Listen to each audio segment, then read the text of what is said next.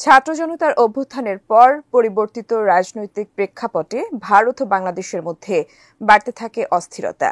কিন্তু বর্তমানে এসে সেই পরিস্থিতি ধীরে ধীরে বদলাতে শুরু করেছে।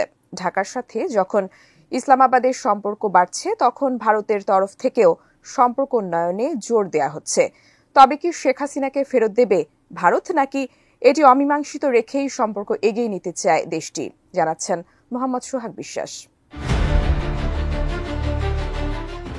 ঢাকা দিল্লি সম্পর্কের ইতিবাচক পরিবর্তনের হাওয়া আশাব্যঞ্জক মন নিচ্ছে, যদিও অনেকের শঙ্কা বাংলাদেশে ভারত বিরোধী মানসিকতা বেড়ে যাওয়ার কারণে ও শেখ হাসিনা ইস্যুতে দক্ষিণ এশিয়ার দুই প্রতিবেশী দেশের মধ্যে সম্পর্কের আরও অবনতি ঘটতে পারে।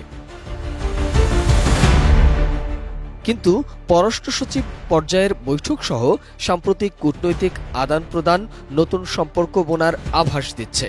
পাশাপাশি বিরোধের জায়গাগুলো মীমাংসার ক্ষেত্রেও ইতিবাচক ধারণা পাওয়া যাচ্ছে। ১ জানুয়ারি পররাষ্ট্র উপদেষ্টা তৌহিদ হোসেন স্পষ্ট করে বলেছেন, যুক্তরাষ্ট্র, ভারত ও চীন ২০২৫ সালে এই তিন বড় শক্তির সঙ্গে সুসম্পর্ক রক্ষায় অগ্রাধিকার দেয়া হবে। আর ঢাকার সঙ্গে দিল্লির সম্পর্ক শুধু একটি ইস্যুতে আটকে থাকবে না, বরং আরও বিস্তৃত হবে। ডিজাইন, এলিগেন্স, বিউটি, সেরা পণ্য সবার জন্য জেভিকো। কিন্তু ক্ষমতাচ্যুত প্রধানমন্ত্রী শেখ হাসিনাকে প্রত্যাবর্তনের বিষয়টি সুরাহা না হলে ভারত বাংলাদেশের সম্পর্ক এগিয়ে যাবে তা নিয়ে অনেকের মধ্যেই প্রশ্ন দেখা দিয়েছে। উপদেষ্টা তৌহিদ হোসেন জানিয়েছে, অবশ্যই এটি একটি ইস্যু, আমাদের মধ্যে আরও অনেক দ্বিপাক্ষিক ইস্যু রয়েছে। তিনি বলেন, শেখ হাসিনাকে প্রত্যর্পণের অনুরোধে ভারত সাড়া দেবে বলেও আশা করছে বাংলাদেশ। যদি তাতে ভারত কোনো জবাব না দেয়, তাহলে একটি নির্দিষ্ট সময় পরে দেশটিকে স্মরণ করিয়ে দেয়া হবে বলেও জানান তিনি। গেল ৩ জানুয়ারি ভারতীয় পররাষ্ট্র মন্ত্রণালয়ের মুখপাত্র রণধীর জসওয়াল বলেছেন, বাংলাদেশের কর্তৃপক্ষের কাছ থেকে শেখ হাসিনাকে নিয়ে আমরা একটি বার্তা পেয়েছি। সপ্তাহখানেক আগে বিষয়টি আমি আপনাদেরকে নিশ্চিত করেছি। এই মুহূর্তে এর বাইরে আর কিছু বলতে পারছি না। ভারতীয় পররাষ্ট্র সচিব বিক্রম মিস্ত্রি ঢাকা সফরকালে বাংলাদেশের সঙ্গে সম্পর্ক লালনে নিজেদের অভিমুখের কথা জানিয়েছেন।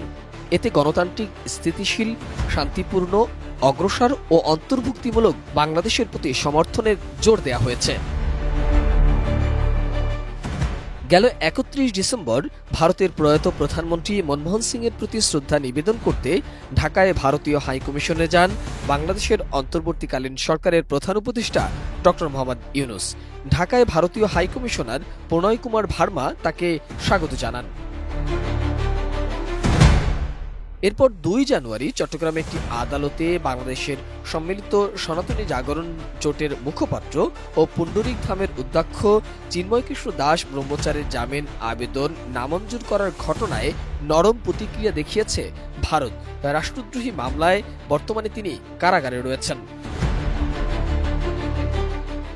এরই মধ্যে বাংলাদেশে আটকে থাকা ৯৫ ভারতীয় মৎস্যজীবী ও নৌকর্মীকে তাদের দেশে পাঠানো হয়েছে। বিপরীতে একইভাবে ৯০ বাংলাদেশি মৎস্যজীবী ও নৌকর্মীকে নিজ দেশে পাঠিয়েছে ভারত। এছাড়া ভারত থেকে নিত্য প্রয়োজনীয় দ্রব্যাদিও বাংলাদেশে আসছে। গেল ডিসেম্বরে ২৪,৬৯০ মেট্রিক টন সিদ্ধ চালের একটি চালান ভারত থেকে চট্টগ্রাম বন্দরে এসে পৌঁছেছে। ইউনুসের নেতৃত্বাধীন অন্তর্বর্তীকালীন সরকারের দায়িত্ব নেয়ার পর এটি প্রথম ভারতীয় পণ্যের কোনো চালান বাংলাদেশে আসে।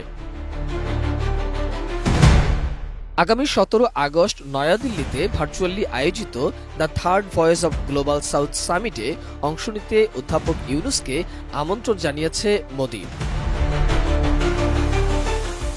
জাতিসংঘের সাধারণ অধিবেশনের ফাঁকে ভারতীয় পররাষ্ট্রমন্ত্রী এস জয়শঙ্কর ও তার বাংলাদেশি সমকক্ষ তৌহিদ হোসেনের সঙ্গে বৈঠকের কথাও উল্লেখ করেন ভারতীয় এই কূটনৈতিক।